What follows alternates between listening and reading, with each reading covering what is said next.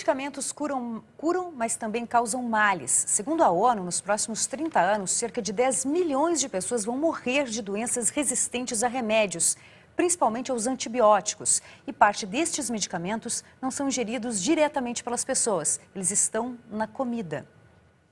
Na geladeira da Cacá não tem mais carne. Hambúrguer só se for vegano. Derivados de proteína animal, apenas leite e queijo. A mudança na alimentação veio depois de descobrir que as carnes poderiam ter antibióticos, usados na criação de frangos, por exemplo. Um amigo meu que é granjeiro falou para mim, eu não como carne de frango. Aí eu falei, como assim não come carne de frango? Você faz, né? Aí ele falou, justamente por isso, porque a gente sabe, tem o conhecimento daquilo que a gente coloca. Aí eu falei, gente, se a gente é o que a gente come, talvez o problema seja no que a gente come. E aí eu repensei toda a minha alimentação. Os medicamentos veterinários são utilizados para o tratamento e a prevenção de doenças. Eles também podem ser usados para aumentar o crescimento dos animais. Esse uso pode gerar resíduos em alimentos como ovos, leite e carne. Para tentar controlar a quantidade de resíduos nesses produtos, a Anvisa publicou 2 normas que ampliam de 24 para 658 o número de medicamentos com limitação de uso. O consumo destas substâncias pode causar riscos à saúde, como câncer, efeitos na modulação hormonal, alteração na pressão e alergias, como a penicilina. Além disso, o uso indiscriminado de medicamentos em animais é uma das principais causas do desenvolvimento de bactérias resistentes, as chamadas superbactérias. Dados da Organização Mundial da Saúde indicam que elas provocam a morte de 700 mil pessoas por ano no mundo. 80% do consumo humano de antibióticos vem de animais.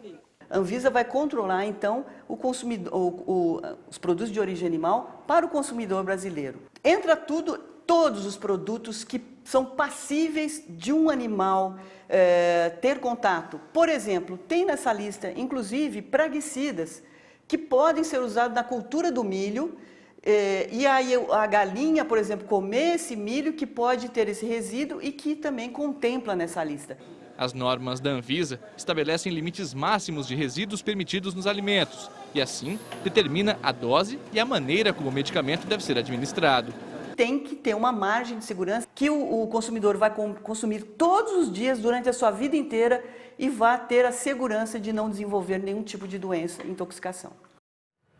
Saldiva, explica como o uso de medicamentos para promover o crescimento animal pode fazer com que essas subbactérias se desenvolvam.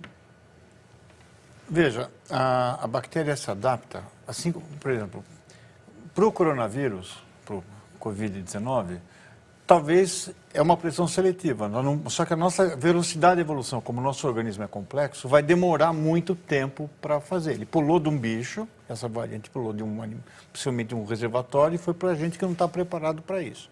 A bactéria, você toma antibiótico em 8, 10 horas, ela já começa as cepas resistentes começam a proliferar. E antibiótico era uma coisa de hospital, começou a ser empregado para prevenir doença de galinha, de boi, de porco. E isso vai para o meio ambiente, então você começa a ter bactéria que só tinha multiresistência, aquela KPC que matava, aquela que come carne, né? Está em vida livre. Não é só do hospital, está começando a acontecer nas águas e aparecer desse jeito. E também tem um baixo investimento em antibióticos, sabe? Eu acho que o antibiótico hoje é muito duro de desenvolver e dá pouco lucro. E num cenário onde você tem uma mercantilização da produção, é mais fácil, deve ter mais investimento para droga, para impotência, do que para antibiótico, porque tem um lucro maior.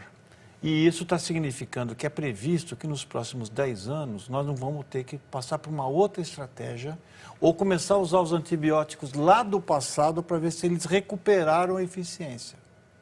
Então, essa é uma das maiores crises que se avizinha para nós do ponto de vista de pacientes internados e por isso que tem que ter banimento do uso, ou pelo menos um controle na agricultura. E é interessante, né, Saldiva, porque algumas coisas, elas são anunciadas há bastante tempo. Muito. Por exemplo, essa temática em relação ao uso indiscriminado de antibióticos ou medicamentos que podem interferir num ecossistema, né, seja em relação à própria natureza em geral, seja em nós mesmos, é algo que se fala há pelo menos há 30 anos. O mesmo vale em relação ao aquecimento global, em relação ao risco das grandes cidades e o adensamento, né, o mexer nas florestas ser um controle e contato com outras formas de vida que a gente não tem a possibilidade de estar determinando se haverá alguma infecção conosco ou não. Nós estamos tendo, nos 30 anos mais recentes, infecções de massa, sejam pandemias ou só endemias, em uma escala, né, que parece que a cada momento, a cada ano, né, vem um novo. Né, mas esse novo,